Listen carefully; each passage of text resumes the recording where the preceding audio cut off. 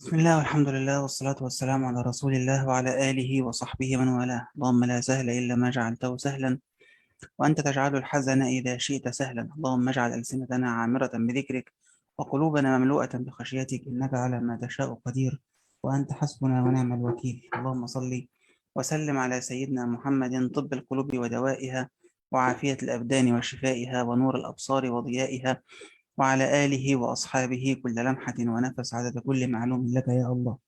وبعد، فهذا هو اللقاء الثالث من لقاءات شرح كتاب سفينة النجا فيما يجب على العبد لمولاه وقد توقفنا في اللقاء الماضي عند قول المصنف رحمة الله تعالى عليه: فصل في شروط الطهارة. هل أحد عنده سؤال فيما سبق شرحه من المسائل المتعلقة بأمور العبادات؟ هل أحد عنده سؤال فيما سبق شرحه قبل أن نشرع في الحديث عن شروط الوضوء؟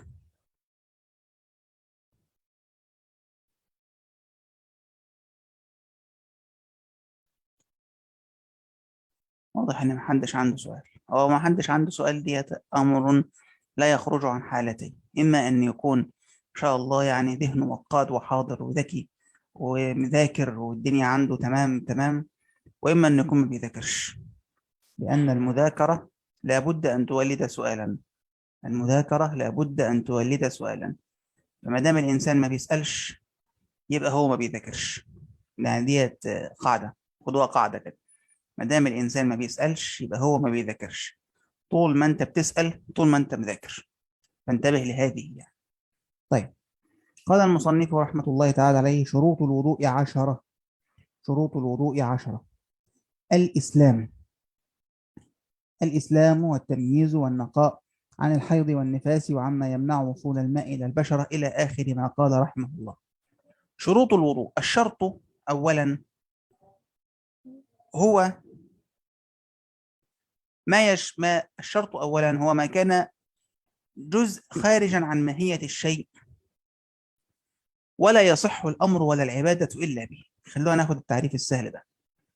الشرط هو ما كان خارجا عن ماهية الشيء ولا تصح العبادة إلا به. عندنا شرط وركن. الشرط يختلف عن الركن. الركن هو ما كان جزءا من ماهية الشيء ولا تصح العبادة إلا به، كالركوع والسجود بالنسبة للصلاة، فأنت لا تركع ولا تسجد إلا إذا كنت في صلاة. تمام؟ فهو جزء من ماهية الشيء، من حقيقة الشيء. أما الشرط فهو خارج عن ماهية الشيء، كالوضوء بالنسبة للصلاة، كاستقبال القبلة بالنسبة للصلاة. تمام؟ فأنت إذا استقبلت القبلة لا يشترط من استقبالك القبلة أن تصلي. طريقك مثلا ممشيك لحد اتجاه القبلة، فأنت ماشي في اتجاه القبلة، فلا يلزم من وجوده وجود العبادة. تمام؟ ولذلك في تعريف آخر عند الأصوليين بيقولوا إن الشرط إيه؟ هو ما يلزم من وجوده، لا ما يلزم من عدمه العدم، ولا يلزم من وجوده وجود ولا عدم. هذا تعريف آخر. ما يلزم من عدمه العدم يعني إيه؟ يعني طول ما هو مش موجود مفقود، طول ما العبادة مفقودة، طول ما فيش وضوء لا يصح صلاة، طول ما فيش استقبال قبلة ما فيش صلاة. ولا يلزم من وجوده وجود ولا عدم، يعني مش كل ما اتوضى يجب علي أن أحدث صلاة. لا، ممكن أتوضى وأخر الصلاة بعدين، ممكن أستقبل القبلة ولا أصلي، إنما أذهب لحاجة مثلا. فما يلزم من عدمه العدم ولا يلزم من وجوده وجود ولا عدم. هذا الشرط. خلونا في التعريف الأسهل اللي قلناه في الأول، اللي هو خارج عن ماهية الشيء وليس جزءا منها ولا تصح العبادة إلا به. هذا الشرط. فهذه 10 أشياء التي ذكرها المصنف لا بد أن توجد في من يريد أن يتوضأ، وكذلك أن يغتسل، وكذلك في بعض العبادات كما سنبين في طيات كلامنا. لا بد أن توجد في هذا الذي يريد أن يتوضأ مثلا. عند فقدان واحد منها لا يصح وضوء. طب عند توافرها لا يشترط وضوء. طب الشيخ بيقول الإسلام فلا بد أن يكون مسلما. طب أنت مسلم الآن، هل لا بد للمسلم أن يكون متوضئا؟ لا، مش لا بد للمسلم أن يكون متوضئ، لكن عندما يريد الرجل أو المرأة أن يتوضأ لا بد أن يتحقق فيه شرط الإسلام، فلا يلزم من عدمه العدم، يعني عند فقد هذا الشرط نفقد العبادة القائمة على هذا الشرط. ولا يلزم من وجوده وجود ولا عدم، مش عند وجود الشرط لابد ان انا اعمل العباده، لا، قد يوجد الشرط ولا احتاج الى فعل هذه العباده، كاستقبلت القبله ولا اريد ان اصلي، كدخلت اتوضا ولا اريد ان اصلي، كسترت العوره ولا اريد ان اصلي. تمام، هذه كلها اشياء خارجه عن العباده. قال الاسلام فلا تصح العباده من كافر، لا تصح العباده من كافر، بل لا بد في المتوضئ أن يكون مسلما، لأن من شروط الوضوء ومن أركان الوضوء كما ذكرنا النية، ومن شروط النية إسلام الناوي. يبقى إزاي هو يتوضأ هو مش مسلم؟ واستثنينا عند الكلام عن النية في هذه المسألة نية المرأة الذمية التي حاضت وانقطع عنها حيضها لتحل لحليلها المسلم. قلنا أن في هذه الحالة يجب عليها أن تغتسل لا بنية العبادة وإنما بنية إيه؟ أن تحل لحليلها المسلم. يبقى هي الآن هذه المرأة الذمية المسيحية أو اليهودية إذا وقع عليها الحيض وكانت متزوجة من رجل مسلم ثم انقطع عنها الحيض، مطلوب إنها تغتسل. طب تغتسل عشان تتطهر من الحيض يا مولانا؟ لا، تغتسل حتى تحل لحليلها المسلم، لأن الطهارة من الحيض أصلا هذه عبادة، والعبادة لا تتحقق إلا من مسلم. يبقى أول حاجة عندنا الإسلام، فالكافر لا تصح منه نية لأنها عبادة بدنية، والعبادة البدنية لا تكون إلا للمسلم. قال والتمييز فلا يصح وضوء الصبي غير المميز. طب ضابط التمييز إيه؟ خد بالك، ضابط التمييز ده لازم نعرفه في البيوت عندنا، لأن مما عمت به البلوى الدخول والخروج على النساء من الشباب أو الأطفال الصغار الذين وصلوا إلى سن التمييز ولا ينتبه لهم. ضابط التمييز اختلفوا فيه بين الفقهاء، قالوا أن يعرف السؤال ويرد الجواب. تقول له اسمك ايه يا حبيبي؟ يقول لك اسمي عمرو، اسمي إبراهيم، اسمي خالد. هذا الآن صار مميزا، وإن كان تمييز عن تمييز يختلف، لكنه بدأ الآن في سن التمييز. أما أن يعرف السؤال ويرد الجواب، أو أن يفرق بين التمرة والجمرة كما يقول الفقهاء، أو أن ينفرد بالأكل والشرب والاستنجاء، كل هذه ضوابط للتمييز. لكن احنا في بيوتنا الآن تجد الولد قد وصل إلى سن 10 سنوات أو 11 سنة، السن الذي يضرب عليه للصلاة والعبادة كما سيأتي، ثم تجد المرأة تتعامل معه معاملة سهلة ميسورة. ليه يا عم يا بنتي؟ ده بقى كبير، ده بقى عنده 10 سنين. تقول لك ده أنا اللي كنت بشيله وهو صغير وأحطه على حجري وعلى رجلي وعلى مش عارف إيه. فلذلك ينبغي التنبيه عند ذلك. المميز لابد أن تصح منه العبادة، إذا كان غير مميز لا تصح منه العبادة. طبعا يستثنى من هذا الصبي الصغير الطفل الذي لا يميز، إذا أراد أبوه أن يوضئه للطواف، ربنا من عليا بولد وبعدين ربنا من عليا بعد كده بعمره أو بحج، فأخدت الولد معايا أبو 2.5 اللي يدوبك لسه بادئ يمشي، وبعدين نويت له العمرة أو الحج وأوضئه، يقول لي استنى انت الآن مش مميز، ده مش مميز. اقول له مش مميز لكن هو مستثنى من الأحكام، فأنا هوضئه وخليه يطوف، وإن كان وضوءه هذا لا يصح لأنه غير مميز لكنه مستثنى من الأحكام.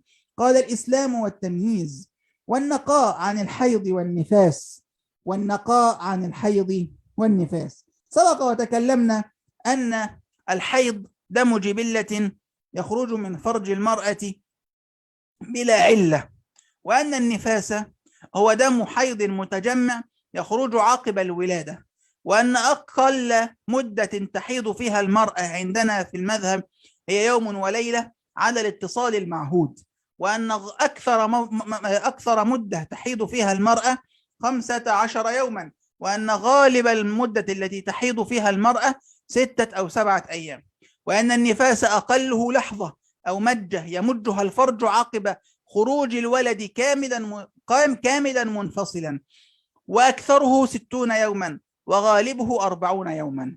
فلا بد من الإنسان المرأة التي تريد أن تتوضأ أن تطهر من الحيض والنفاس، تنقى تماما من الحيض والنفاس. فلو كانت تتوضأ ولا يزال يخرج قطرات من الحيض قليلة أو حتى متباعدة، ولم تنقضي مدتها، ولم تنقضي العدة التي تعرف المرأة عادتها بنفسها، فلا يصح لها في هذه الحالة أن تتوضأ. قال الإسلام والتمييز والنقاء عن الحيض والنفاس وعما يمنع وصول الماء إلى البشرة. عما يمنع وصول الماء إلى البشرة كأي شيء يعد حائلا على الجلد. أي شيء يعد حائلا على الجلد، دهن جامد مثلا يعد ذلك، شمع موجود على ظاهر الجلد كذلك يعد، حناء، والمراد بالحناء هي الحناء التي لها جرم، مش الحنة اللون فقط التي يضعها بعض النساء على أيديهن، لكن أقصد الحنة التي لها جرم، الحنة التي لها جرم، التي يعني لها ملمس، التي لها ملمس. لعل النساء يعرفن هذا، يعني بعض أنواع الحنة إذا وضعت المرأة يدها عليها صار لها ملمسا هكذا على اللي هو ممكن نسميه دلوقتي بالمنوكير الذي يوضع على أظافر النساء، كذلك هذا يمنع من وصول الماء إلى البشرة. لو في مقدار قدر رأس أصبع أو رأس دبوس على محل الفرض لم يصل إليه الماء، لو على مقدار رأس دبوس لم يصل إليه الماء على محل الفرض، في هذه الحالة تبطل هذه العبادة، يبطل الوضوء، ويبطل كذلك ما ينبني على الوضوء إذا كانت صلاة أو طواف أو غيره. يبقى النساء أو الرجال كذلك ينتبهون لذلك. تجد مثلا الجماعة الذين شغالين في المحارة، في البياض، في النقاشة، هؤلاء الذين يدهنون الشقق والبيوت يجعلونها ملونة جميلة، تجد على يده آثار الدهان. هذا الأثر لابد أن يزال، لا ينبغي أن يبقى على يدك أثر من آثار الدهان. أصله قطعة بسيطة والدراع كبير، والله لو كان رأس دبوس، إذا كان رأس دبوس يصيب جسم الإنسان شرط أن يكون في محل الفرض. يعني إيه محل الفرض؟ يعني لو بنتكلم على واحد يتوضأ من حدث أصغر مثلا، يبقى محل الفرض عنده إيه؟ حدود الوجه. محل الفرض عنده إيه؟ من الأصابع إلى المرفق. محل الفرض عنده إيه؟ من القدم إلى الكعبين. دي محل الفرض عنده. طب لو واحد على جنابة أو امرأة حائضة ونفساء، يبقى محل الفرض عندها إيه؟ كل جسمها من مفرقها إلى أصبعها، ده محل الفرض. تمام؟ فعلى حسب الطهارة التي تتطهر بها نسمي محل الفرض عندك. فلا بد أن تنقى البشر. فالمرأة التي تضع على أظافرها المنوكير هذا لا بد لها أن تزيله. الرجل الذي يعمل في الشمع ويقع على جسمه شيء من الشمع أو من الدهن الجامد الذي يمنع وصول الماء إلى البشرة، أيضا في هذه الحالة يجب عليه أن يزيله. طب إذا كان عرقا، العرق لا يعد حائلا من وصول الماء حتى وإن تجمد على جسم الإنسان. يعني أحيانا عافانا الله وإياكم في بعض المسائل أو بعض الحالات بيصيب الإنسان عرق فوق عرق فوق عرق فوق عرق فوق عرق، فيكون طبقة كبيرة جدا من العرق المتراكم. تمام؟ يراه الناظر أنه قد غطى الجلد، جلده مش ظاهر من شدة العرق، من كتر التراكم هذا العرق المتراكم عليه، ويجف هذا العرق على جسده. هذا لا يعد حائلا. ليه؟ قالوا لأن العرق منعقد من جسم الإنسان، فهو كهو، يعني ما فيش فرق بين العرق وبين البشرة، لأن العرق أصلا خارج من البشرة، والبشرة تعد من العرق، فبالتالي إذا غسل الرجل ما على العرق فكأنما غسل البشرة. قال وعما يمنع وصول الماء إلى البشرة وألا يكون على العضو ما يغير الماء، كإنسان مثلا غسل يده بصابون وهو يتوضأ، ثم وضع يده تحت الماء حتى اختلط الصابون بالماء ولم يكثر من الماء حتى يزيله، فصار اللي على ايده دلوقتي ميه ولا ميه بصابون؟ ميه بصابون. واحد دهن جسمه بالمسك مثلا ثم اراد ان يتوضا، فوضع الماء على جسمه الذي قد اختلط بالمسك، فاصاب المسك الماء ولم ينفصل. يبقى اللي على جسمه الان مسك ولا ماء؟ مسك. فكل من وضع على جسمه شيئا يغير الماء ولم يضف الماء حتى يصير الماء ماء قراح، ماء خالص، ماء نظيف خالص من غير أي إضافات، في هذه الحالة لا يعد هذا الماء طهورا يجوز له أن يتوضأ به. قال الإسلام والتمييز والنقاء عن الحيض والنفاس وعما يمنع وصول الماء إلى البشرة، وألا يكون على العضو ما يغير الماء، والعلم بفرضيته، أن يعلم بكون كل من الوضوء والغسل فرض، هذا أولا، وألا يقصد بفرض سنة. يعني سيادتك تبقى عارف إن أنت عندك في الوضوء 6 أركان، شيل النية وشيل الترتيب هيتبقى عندك 4 أركان: غسل الوجه وغسل واليدين إلى المرفقين ومسح الرأس وغسل الرجلين مع الكعبين. فلا تعتقد في واحد من هذه الأركان ال4، لا تعتقد أنه سنة.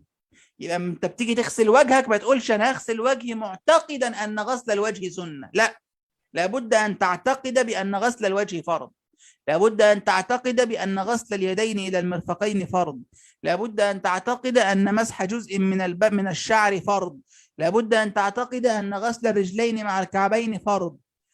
اما ان اعتقدت في سنه فرضا فلا يضر، كما ذكرنا. يعني احنا عندنا المضمضة والاستنشاق، عند المضمضة وعند الاستنشاق، عندي مسح الأذنين، عندي غسل اليدين مع إلى الكفين، تمام، البسملة، كل هذه الأذكار والأفعال من السنن. فلو أن إنسانا اعتقد في غسل اليدين إلى الكفين في بداية الوضوء سنة اعتقدها فرضا لا يضر، لأنه رفع الفعل من تحت لفوق، طلعه من كونه سنة طلعه لكونه إيه؟ لكونه فرض، فهذا لا يضر. أما أن يعتقد في فرض سنة فنزل ركن من مرتبة عالية إلى مرتبة أقل، نزل غسل الوجه من مرتبة الفرضية الركنية إلى مرتبة السنة، ففي هذه الحالة يضر. قال والعلم بفرضيته، وألا يعتقد فرضا من فروضه سنة، تكلمنا عنها. والماء الطهور أي الماء الذي لا يتقيد بقيد لازم، سواء كان بلا قيد زي المية اللي نازلة من الحنفية، ماء بلا قيد اسمها ايه؟ اسمها مية ايه؟ هي مية نازلة من الحنفية، أو بقيد منفك عنه. يعني بقيد منفك عنه يعني مش مختلطة به، زي مثلا تقول لي ده ماء مالح. يعني ماء مالح؟ هو اسمه ماء مالح، طب هو مش ماء، يعني هو ماء لكنه يسمونه ماء مالحا، كماء البحر وماء العين. تقول لي هذه مياه معدنية. المياه المعدنية يعني حطنا عليها سكر؟ لا، هي مياه معدنية بس. إذا فالقيد هذا قيد منفك. أما القيد اللازم كان اختلط شيء بالماء حتى لا نستطيع أن نفك الماء عنه، زي إيه؟ ماء البطيخ، عارفين البطيخ؟ هكذا يطلق في كتب اللغة، مش البطيخ، البطيخ، عارفين البطيخ؟ بلاش البطيخ. ماء الشاي مثلا، ماء الصابون، ماء الورد، كل هذا قيد لازم فيه. هو متغير، هتلاقي لونه متغير، طعمه متغير، ريحته متغيرة، هو متغير.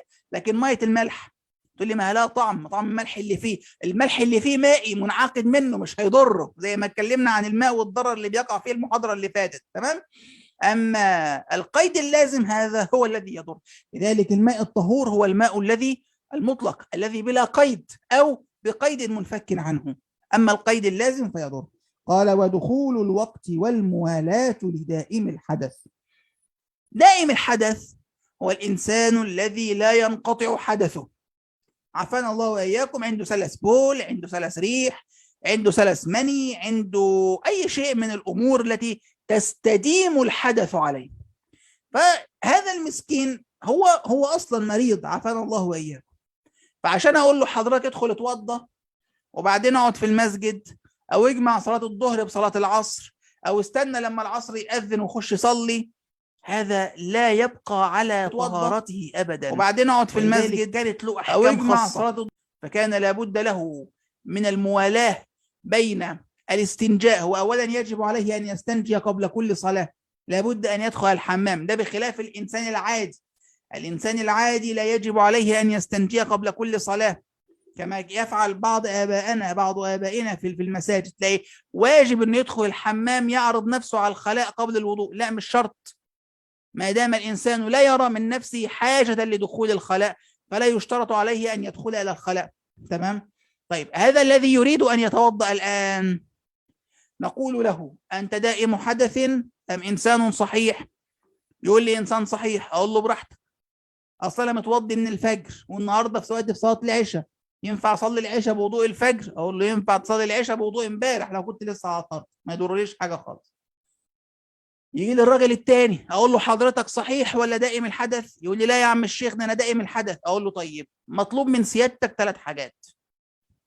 أول حاجة إنك تدخل الحمام تستنجي قبل الوضوء وجوبا، حاضر، وبعدين تتحفظ وجوبا، حاضر، وبعدين تتوضا وتصلي على طول، فيحصل الموالاة بين الاستنجاء والتحفظ، وبين التحفظ والوضوء، وبين أركان الوضوء وبعضها، وبين الوضوء والصلاة.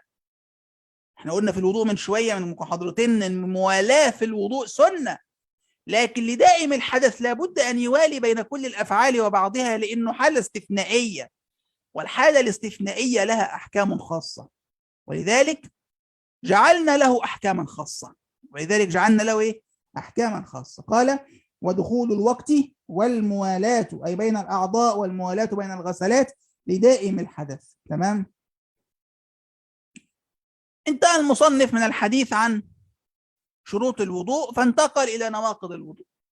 العكس بقى، قال: ما نواقض الوضوء؟ قال: نواقض الوضوء 4 أشياء. الأول: الخارج من أحد السبيلين من قبل أو دبر، ريح أو غيره إلا المنية. الخارج من أحد السبيلين هو ما يسمى بالحدث، والحدث يطلق لغة على الأمر الحادث، وشرعا أمر اعتباري يقوم بالأعضاء يمنع من صحة الصلاة حيث لا مرخص. يعني إيه؟ أمر اعتباري يعني أمر قد يكون غير مرئي. يعني هو الإنسان دلوقتي لما بتشوف واحد قدامك تقدر تقول لا ده محدث، لا ده مش محدث، ما تقدرش تحكم، لكن هو يعرف أنه محدث، فهو أمر اعتباري يقوم بالأعضاء. أخرج ريحا فصار محدثا، دخل الخلاء فصار محدثا، مس امرأة أجنبية فصار محدثا، مس ذكره فصار محدثا.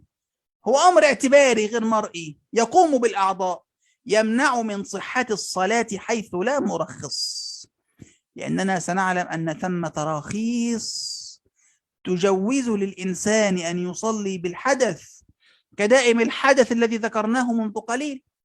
صاحبنا دائم الحدث ده وهو بيصلي، طب لو أحدث هذا دائم الحدث أثناء الصلاة، حدثه الدائم يعني هو عنده 3 ريح، دخل الحمام وتحفظ وتوضأ ووالى بين الحمام والوضوء وبين الوضوء وبعضه بين الوضوء والصلاة ودخل الصلاة، هو في الصلاة أخرج ريحا، نسأله: هذا الحدث الذي أحدثته هل هو حدثك الدائم ولا حدث غير دائم؟ يعني أنت مريض ب3 ريح، الحدث اللي خرج منك ده ريح ولا غير ريح؟ قال لي ريح. أقول له: كأنك ما حصلش، كأنه ما حصلش. ليه؟ لأنه أصلا إحنا في الشرع خففنا عليه الأحكام مراعاة لحدثه، فمش من المنطقي إن أنا أمنعه واكبته وأخليه ما يخرجش حدثه في الفترة اللي بيصلي فيها، لأن هو لا يقدر على ذلك، لأنه صار مريضا بالسلس لما خرج عنه تحكمه في هذا الأمر، والشرع لا يأمر بالمستحيل أبدا. أما إن أحدث حدثا غير حدثه الدائم، في هذه الحالة تبطل صلاته، والمعتمد تبطل صلاته، يخرج من الصلاة ويعيد نفس اللي قلناه ويرجع يصلي تاني. طيب، قال: نواقض الحدث قلنا لغة الأمر الحادث، وشرعا هو أمر اعتباري يقوم بالأعضاء يمنع من صحة الصلاة حيث لا مرخص. قال: 4 أشياء. الأول: الخارج من أحد السبيلين من قبل أو دبر. قبل أو دبر هذا بيان للسبيلين. طيب لو أن إنسانا كان منسدا المخرج الأصلي، خلقه الله عز وجل بلا مخرج للبول أو بلا مخرج للغائط، وانفتحت له فتحة يخرج منها الخارج منه، فإن الوضوء ينتقض بالخارج منها في أي مكان كانت، حتى ولو كان هذا الخارج في الجبهة. انت تخيل يعني انه يعملوا فتحة الإخراج فين؟ في الجبهة، فينتقض بالخارج منها. أما إن كان الأصل سليما ولكنه انسد لعارض، فننظر هذه الفتحة التي فتحت له ليخرج منها هذا الشيء فوق المعدة أم تحت المعدة؟ تعرفون الدرنقة تقريبا بيعملوها لبعض المرضى عشان موضوع دخول الحمام. طيب هو عامله ليه؟ عامله عشان هو مش قادر يدخل الحمام، مش هيقدر يمشي، ولا عامله عشان المخرج الأصلي منسد انسدادا عارضا؟ لو عملوا عشان المخرج الأصلي منسد انسدادا عارضا ينتقض الوضوء بالفتحة إن كانت من أسفل المعدة أو أسفل السرة كما يعبرون عنها الفقهاء. لكن لو اتفتحت الفتحة أعلى السرة في الصدر مثلا أو في الظهر أو في الوجه لا ينتقض الوضوء بالخارج منها. ليه؟ قالوا لأن المعدة من الطبيعة أن تحيل الخارج إلى أسفل لا إلى أعلى. طبيعي الأكل بينزل المعدة يخلص الهضم وبعد كده بيحصل إيه؟ بيبدأ النزول إلى أسفل مش إلى أعلى، فتحيل الخارج إلى أسفل مش إلى أعلى تجعل الخارج إيه؟ تجعل الخارج من الفتحة المنفتحة عارضا أسفل السرة ينقض الوضوء. أما إن كان أعلى من السرة فلا ينقض الوضوء. طب لو كان الفتح المفتوح الأصل مفتوح وفتحت له فتحة أخرى فلا ينتقض الخارج منها، فلا ينتقض الخارج منها. قال الخارج من أحد السبيلين من قبل أو دبر ريح أو غيره إلا المنية. ليه المني؟ قالوا لأن المني يوجب إيه؟ لأن المني يوجب الغسل. المني يوجب الغسل لأنه أوجب أعظم الأمرين بخصوص كونه منيا فلا يوجب أدونهما بعموم كونه خارجا. هذه قاعدة: ما أوجب أعظم الأمرين بخصوصه لا يوجب أدونهما بعمومه. هو مني والمني يوجب الغسل والغسل أعظم من الوضوء، فهو أصلا أوجب الغسل. مش هاجي أقول له ما توضاش ليه؟ لأن هو مش محتاج وضوء، ده هو سيادته الأمر أكبر من كونه وضوء، ده هو هيغتسل. فلذلك المني مش من نواقض الوضوء لأنه من موجبات الغسل، فلا ننظر إلى الوضوء في هذه الحالة، لا ننظر إلى الوضوء في هذه الحالة. طيب قال وغيره إلا المني. الثاني زوال العقل بنوم أو غيره. النوم معروف وهي خروج القوة أو زوال العقل بسبب الأبخرة المتصاعدة من المعدة على العقل فتؤدي إلى الفتور والنوم. قال أو غير زوال العقل بنوم أو غيره. غير يعني زي الجنون، والجنون هو انعدام الشعور مع بقاء القوة والحركة. انعدام الشعور مع بقاء القوة والحركة. تلاقي الواد المجنون عافانا الله وإياكم عنده قوة، إيده ما شاء الله، لعله يعني عارف أنت في إيديك قوة تهد جبال، تحط في الجدار تعديك الناحية الثانية. هذا المجنون. لكن لما يفيق يقول لك أنا إيه ده، أنا عملت إيه؟ أنا مش دريان بحاجة، أنا مش واخد بالي من حاجة، لأن انعدم الشعور في قلبه. كالمجنون وكالسكران. السكران ينعدم شعوره بس ايه بقى؟ مع طرب. يعني هو مش حاسس بس مبسوط. واخد بالك؟ هو مش حاسس، هو مش مركز، واختلال في النطق، تلاقيه بيتكلم كده واسنانه ولسانه مش مرتاح، واخد بالك؟ بس ايه؟ بس مبسوط. تلاقيه قاعد في الارض وبيحط الطين على دماغه، ولا واقف العمود بيساله على البيت ومبسوط. فهو في طرب، في استمتاع في الحياه، الدنيا حلوه معاه، واخد بالك؟ فهذا السكران. والمغمى عليه. المغمى عليه انعدام الشعور مع فتور في الحركة. عمرك شفت واحد مغمى عليه عمال يروح ويجي ويتحرك؟ لا، انما هو ايه؟ هو نايم، مش حاسس بحاجة خالص. تمام، مش حاسس بحاجة خالص. طيب،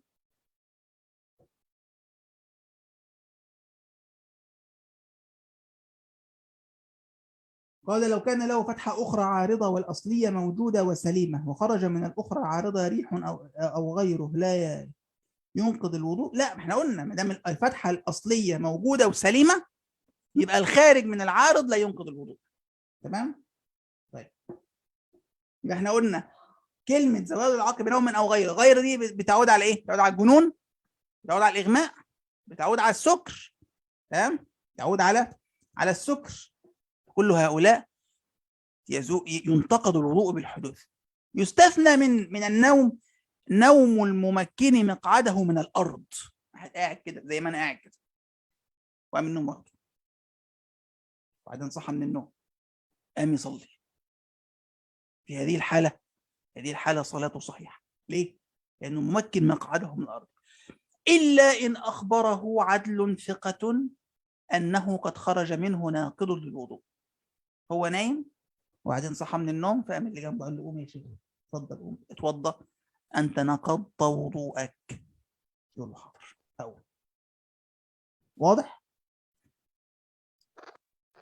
ويستثنى كذلك من النوم نوم الأنبياء، فالأنبياء لا ينتقض وضوءهم لا بالنوم ولا بالإغماء، لأن قلوبهم لا تنام صلوات الله وسلامه عليه.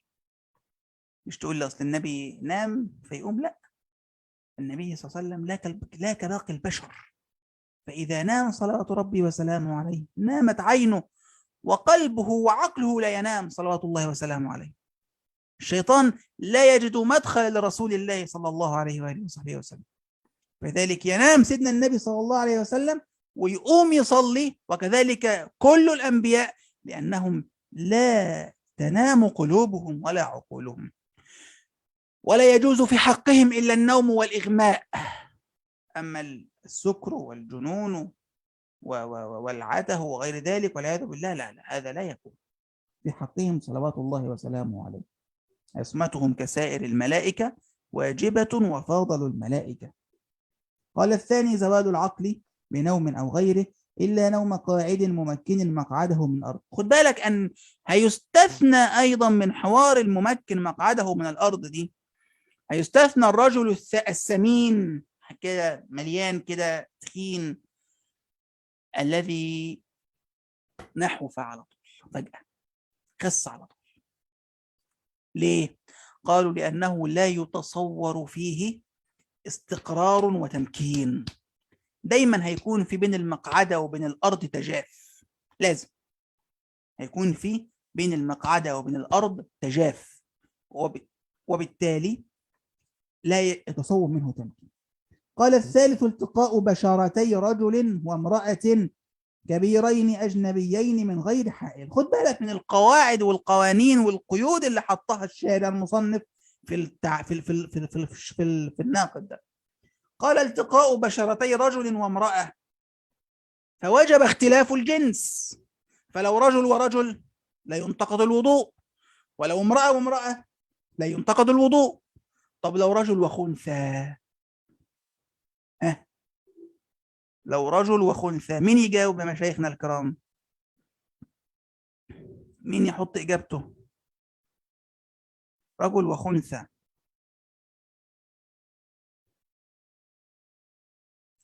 ننظر هو إلى أي الجنسين أقرب.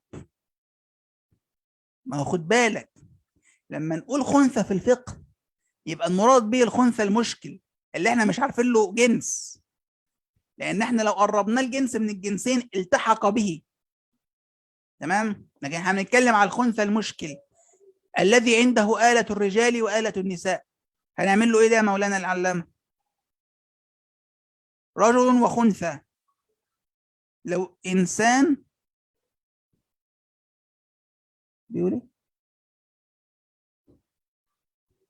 ما معنى كلمة بشرتي أصلا؟ ينقض.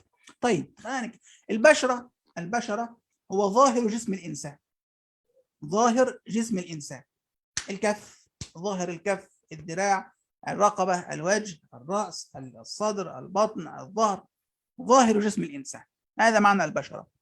فلو أن رجلا لمس رجلا لا ينتقض وضوء أحدهما، لو أن امرأة لمست امرأة لا ينتقض وضوء أحدهما، لو أن رجلا لمس خنثى لا ينتقض وضوء أحدهما لاحتمال كون الخنثى رجلا، لو أن امرأة لمست خنثى لا ينتقض وضوء أحدهما لاحتمال كون الخنثى إيه؟ امرأة. واضح؟ طيب.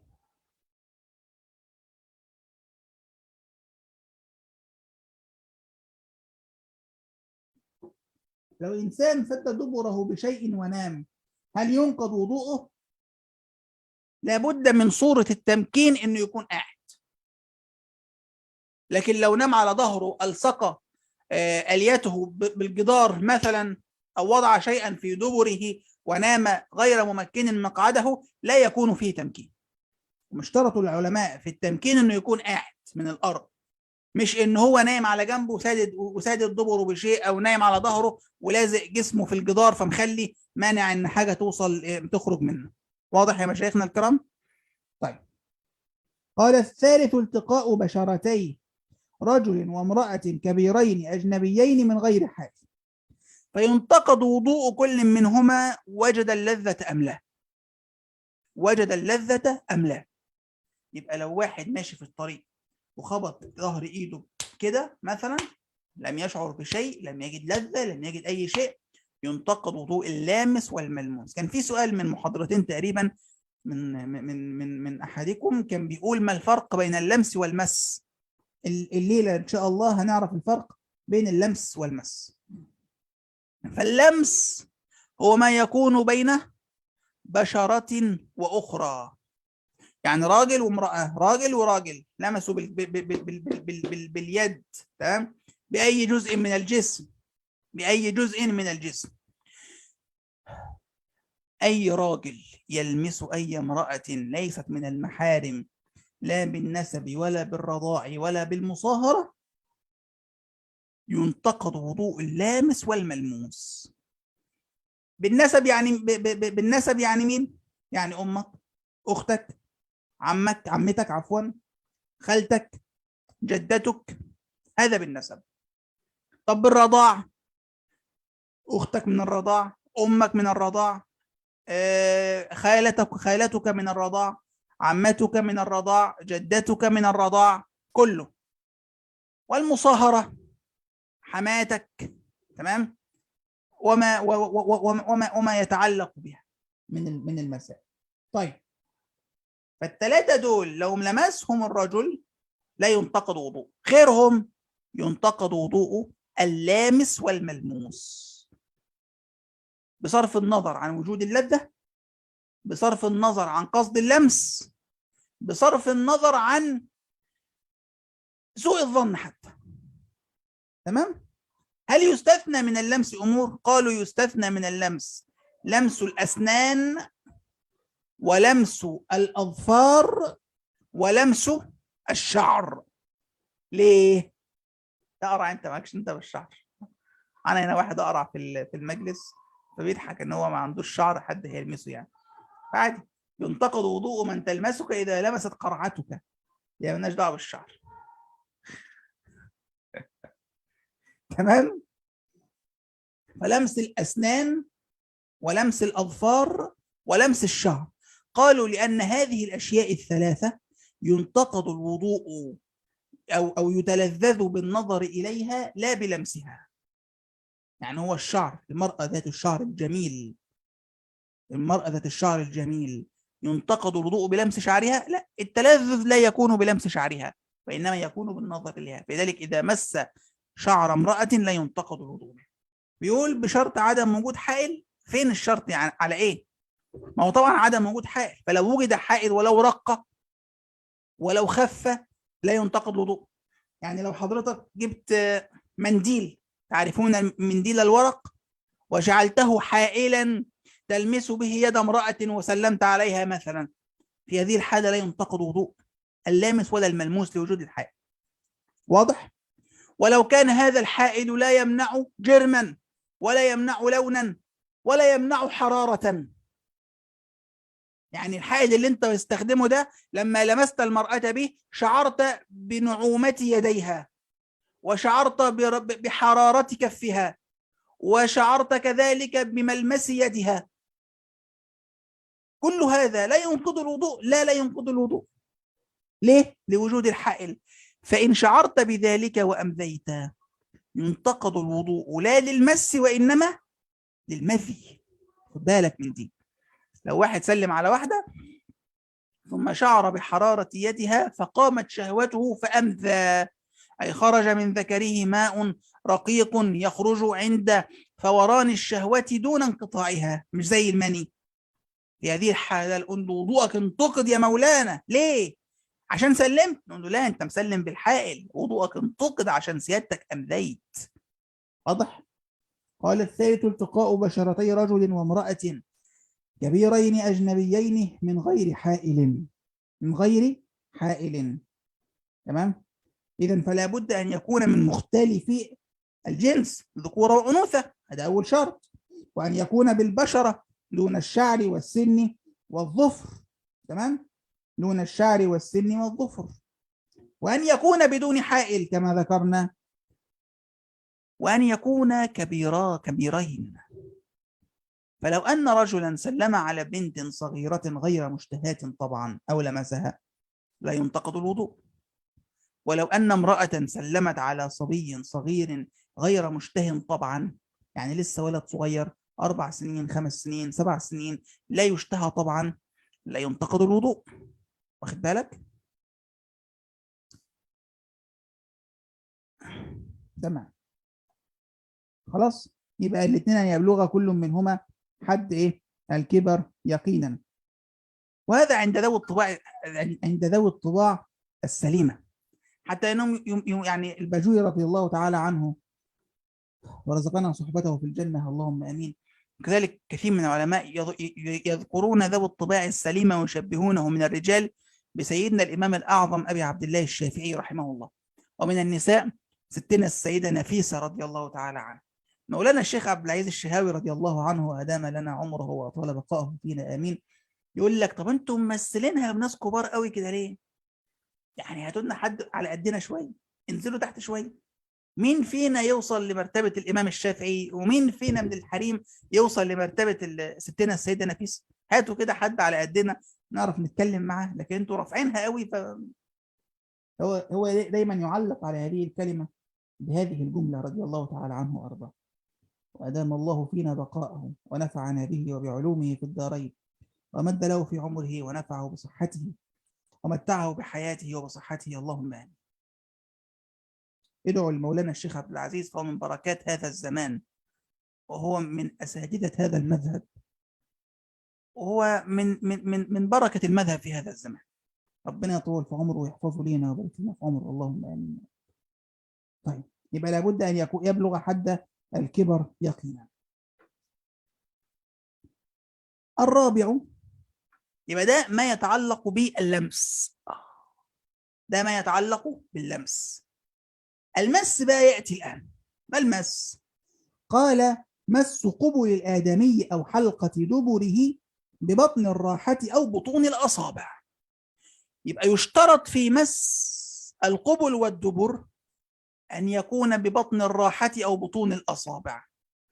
فلو أن إنسانا مس ذكره بظاهر يده لا ينتقد وضوءه عندنا وينتقد عند الحنابلة. ولو أن إنسانا مس ذكره بأحراف يده أو بأظافره لا ينتقد وضوءه. لا ينتقد وضوءه. تمام؟ يبقى المس لابد أن يكون بباطن الأصابع. اللمس يكون بأي جزء منين؟ من الجسم. مش قلنا إن هو لمس أي جزء من الجسم بخلاف إيه؟ بخلاف المس. بخلاف المس. فاللمس يكون بأي جزء من الجسم. أما المس يكون بباطن الأصابع. طب هعرف باطن الأصابع منين؟ قالوا وباطن الأصابع هو ما كده بقى نتكلم. ما يستتر عند وضع إحدى الراحتين على الأخرى مع تحامل يسير. بطون الأصابع ما يستتر عند وضع إحدى الراحتين على الأخرى مع تحامل يسير. فيبقى اللي هنا ده الأحرف، واللي هنا ده رؤوس الأصابع، واللي ورا ده ظاهر اليد أو ظاهر الأصابع، لا ينتقد الوضوء بها عندها. طب والإبهام، أنا لما جيت عملت كده صار الإبهام وشه مواجه ليكوا أهو، البطن بتاعته مش جاية مع، قالوا هكذا. بهذه الحالة يكون يأتي نوع إيه؟ يأتي باطل الإبهام. طيب يبقى لابد أن يكون إيه؟ أن يكون ببطون الأصابع. طيب دي حاجة. الحاجة الثانية، يختلف المس عن اللمس في 8 صور تقريبا. الأولى أن النقض في المس خاص بصاحب الكف فقط. احنا قلنا في اللمس إذا لمس رجل امرأة أجنبية انتقد اللامس والملموس الاثنين مع بعض، سواء كان قصد اللمس أم لم يقصد اللمس، قصد اللذة أم لم يقصد اللذة، وجد لذة أم لم يجد لذة. ما دام حصل لمس بين ذكر وأنثى الاثنين ينتقد وضوءهم على طول، حتى ولو كان أحدهما أشلا. يعني لو واحد إيده مشلولة خبطت في إيد واحدة مش مشلولة ينتقد وضوء الاثنين، ولو راجل إيده سليمة مسك إيد واحدة مشلولة ينتقد وضوء الاثنين. خد بالك. وأنا راكب العربية واحدة بتقول لي خد إيدي يا عم الشيخ، أقول لها لا خد إيديها يا مولانا، لأنها هذه امرأة كبيرة مثلا قد تكون من القواعد، تمام، لعل الله سبحانه وتعالى يرفع عنك الإثم، لكن الوضوء إيه؟ ينتقد. فما فيش ازدواجية في المسألتين الاثنين، ما فيش ازدواجية في المسألتين الاثنين. طيب يبقى الشرط يبقى الفرق بين المس واللمس، السؤال اللي كان سألنا قبل كده قلنا هيجي وقته. الفرق بين اللمس والمس أن اللمس يكون بكل شيء، المس يكون بباطن إيه؟ بباطن اليد فقط. اللمس ينتقد اللامس والملموس، المس ينتقد الماس فقط. مس ازاي؟ دلوقتي لو راجل لمس يد امرأة ينتقد وضوءه؟ طب أيهما أولى، أن يلمس يدها أو أن يلمس فرجها؟ قلنا طب تخيل أن رجلا مس فرج رجل، أنت مريض وتذهب إلى الطبيب والطبيب يكشف عليك ويمسك ذكرك للعلاج مثلا، في هذه الحالة ينتقد وضوءك ولا وضوء الماس؟ قالوا ينتقد وضوء المس فقط الذي مسك، أما الممسوس فلا ينتقد وضوءه. أما في اللمس فينتقد وضوء اللامس وإيه؟ اللامس والملموس. طيب الحاجة اللي بعد كده يبقى أن اللمس يشترط فيه اختلاف الذكورة، اختلاف النوع. اللمس علشان يحصل النقض يشترط فيه اختلاف النوع، لكن المس رجل يمسك ذكر رجل ينتقد وضوء المس، فلا يشترط فيه اختلاف ايه؟ اختلاف النوع. اللمس يكون بأي جزء من أجزاء البشرة، بظاهر البشرة، أما المس فلا يكون إلا بباطن الكف. اللمس لا ينقض الوضوء إلا إذا كان في غير المحرم. اللمس يعني لو سلمت على أمي لا ينتقد وضوئي، لو سلمت على أختي لا ينتقد وضوئي، تمام. أما المس فينتقد الوضوء حتى لو كان إيه؟ لو كان من المحرم. كذلك أن اللمس يختص بالمرأة المشتهاة طبعا أو بالرجل المشتهى طبعا. قال لك لمس الرجل لامرأة كبيرين، أما المس فلا ينظر فيه إلى كبر وصغر، حتى لو عيل صغير.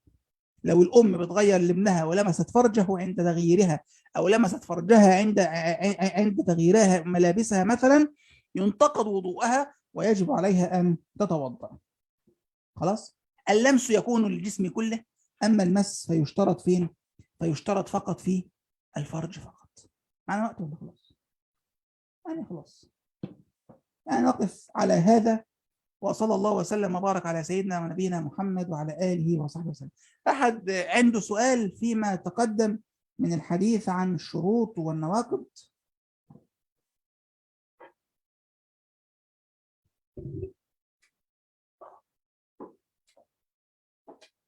حد عنده سؤال يا مشايخ؟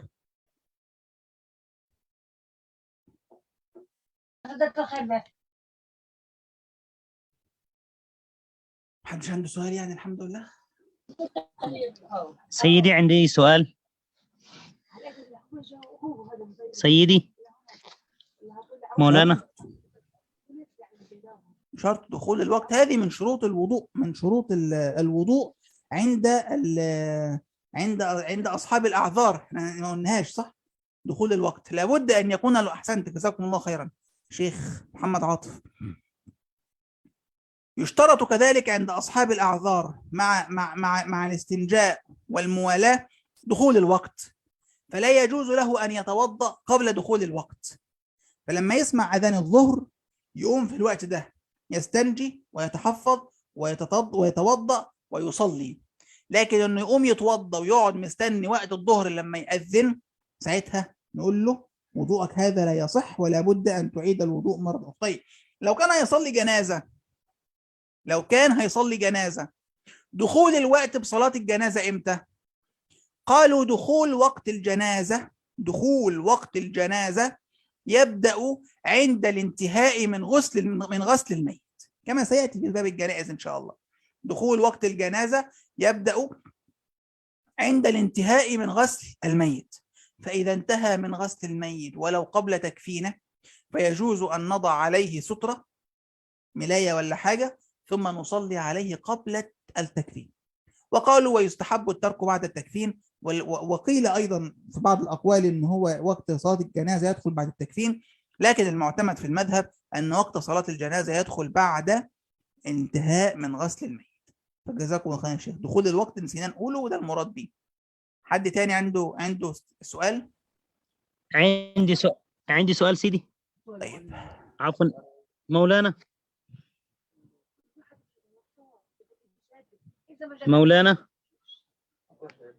حد بيتكلم؟ طيب. مولانا هو الجهاز اصلا معمول صغير. مولانا. ايوه يا شيخ. ايوه مولانا، عندي سؤال بالنسبه لنقض الوضوء لو الرجل يمس زوجته. معلش قاعد. لو الراجل يمس زوجته هينتقض الوضوء ولا؟ مصمم تعرف اجابه السؤال ده مولانا، واجابه السؤال ده تعمل لنا مشاكل. على المعتمد في المذهب ان مس المراه، ان الزوجه اجنبيه حل وطئها بعقد.